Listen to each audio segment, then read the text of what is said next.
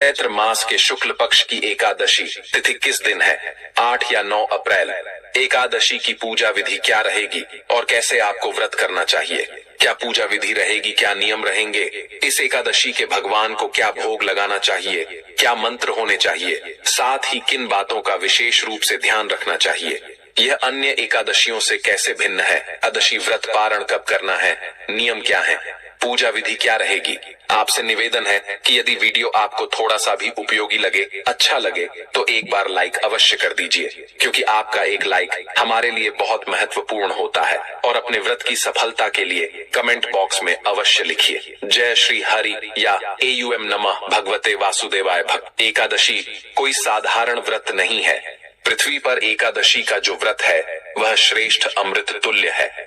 अगर इसे नियम के अनुसार किया जाए तो यह निश्चित रूप से फल देता। देखिए, कामदा एकादशी इस साल 8 अप्रैल 2025 दिन मंगलवार को मनाई जाएगी, जबकि एकादशी तिथि प्रारंभ हो रही है 7 अप्रैल 2025 दिन सोमवार को रात 8 बजे।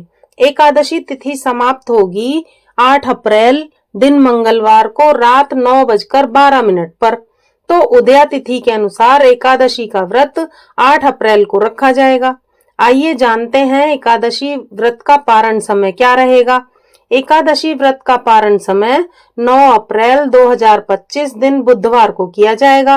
पारण का समय सुबह 6:02 से रात 8:34 तक रहेगा। और अब आपको इसकी पूजा विधि और नियम विस्तार से बताएंगे। तो देखिए, इस एकादशी के नियम दशमी तिथि से ही शुरू हो जाते हैं।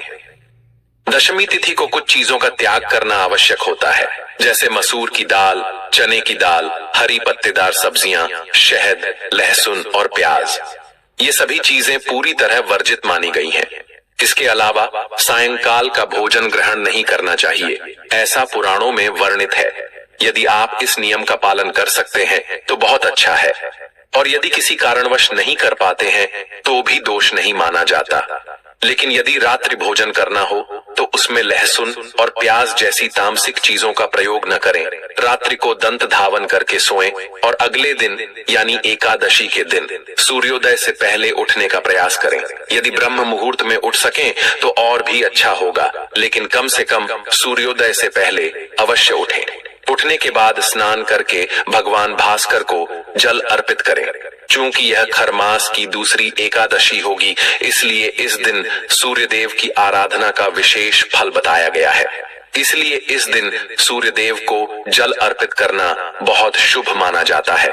जल अर्पण के बाद अपने पूजा स्थल को स्वच्छ करें, पूजा सामग्री एकत्र करें और आसन लगाकर बैठें। अब बात आती है कि पूजा सामग्री में क्या क्या रखना चाहिए।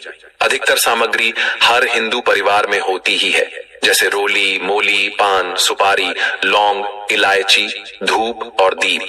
भोग के लिए गले की मिठाई हो तो उत्तम है, अन्यथा मिश्री या फल का भोग भी लगाया जा सकता है। इसके अलावा देवी देवताओं की तस्वीर, इत्र, फूलों की माला और भगवान श्री हरि की प्रतिमा या चित्र अवश्य होना चाहिए। भगवान के आसन के लिए चौकी हो तो अच्छा रहेगा, और यदि पीला वस्त्र उपलब्ध हो तो उसे चौकी पर बिछाएं। यदि संभव हो तो कलश की स्थापना भी कर सकते हैं। एकादशी के दिन कलश स्थापना का भी विशेष महत्व बताया गया है, लेकिन यह वैकल्पिक है। यदि बड़े विधि विधान से पूजा करना चाहते हैं तो कलश रखें, अन्यथा केवल भगवान की तस्वीर रखकर पूजन करें। अब पूजन विधि के अनुसार सामग्री एकत्र कर लें और पूजा स्थल पर आसन लगाकर बैठ जाएं। पूजा शुरू करने से पहले जल से स्थान और सामग्री का शुद्धिकरण करें। एक फूल जल में डुबोकर सभी पूजा सामग्री और स्थान पर जल छिड़कें। इससे स्थान और सामग्री पवित्र हो जाती है। इसके लिए निम्न मंत्र पढ़ा जाता है, ओम पवित्रो अपवित्रो व सर्वावस्था गतोपि वा यह स्मरेत पुंडरीकाक्षम स बाह्याभ्यंतर शुचिः। इसके बाद भगवान की चौकी लगाएं और सबसे पहले भगवान की स्थापना करें। चौकी को शुद्ध करें और उस पर पीला वस्त्र बिछाएं। फिर भगवान को आसन प्रदान करें, फूल अर्पित करें और भावपूर्वक निवेदन करें कि भगवान इस स्थान पर विराजमान हो। इसके बाद भगवान की तस्वीर या प्रतिमा स्थापित करें और पूजा की अगली विधि शुरू करें। उसके बाद सीधे हाथ की ओर घी का दीपक जलाएं। घी के दीपक के लिए भी एक आसन रखें, आसन के रूप में एक पुष्प रखें और उसके ऊपर दीपक रखें, साथ ही धूप भी रखें। यह अनिवार्य रूप से स्थापित करना आवश्यक है। यदि आप कलश स्थापित करना चाहते हैं तो कर सकते हैं, और यदि कलश उपलब्ध न हो तो चिंता की बात नहीं, आप बिना कलश के भी पूजन कर सकते हैं।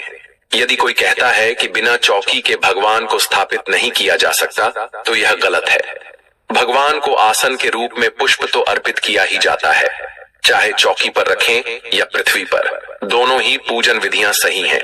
हमारी पूजा विधि बताने का उद्देश्य यही है कि चाहे कोई अमीर हो या गरीब, सभी लोग भगवान की कृपा कैसे प्राप्त कर सकते हैं इसे समझाया जाए। यदि किसी का कच्चा घर भी हो तो वह भी भगवान की पूजा कर सकता है। बस एक स्थान चुनकर वहां भगवान के लिए फूल अर्पित करें और भावपूर्वक निवेदन करें कि प्रभु, यह आपका आसन है, कृपया विराजमान हो। यदि आपके पास प्रतिमा या तस्वीर है तो उसे वहीं स्थापित करें। चौकी हो या न हो, पूजन का फल समान ही मिलेगा। पूजन शुरू करने से पहले अपने हाथ धो लें, इसके बाद जल लें और आचमन करें। अपने सीधे हाथ में जल लेकर निम्न मंत्र का उच्चारण करें और जल ग्रहण करें। ओम केशवाय स्वाहा, ओम माधवाय स्वाहा, ओम नारायणाय स्वाहा।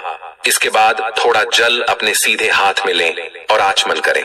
फिर मौली बांधें, और यदि परिवार के सदस्य भी पूजन कर रहे हैं तो उन्हें भी तिलक लगाएं और मौली बांधें।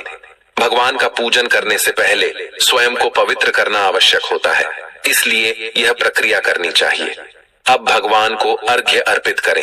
यदि आपके पास प्रतिमा है तो उसे किसी पत्ते पर रखें, और यदि तस्वीर है तो उसके सामने एक पत्ते पर पूजा सामग्री अर्पित करें।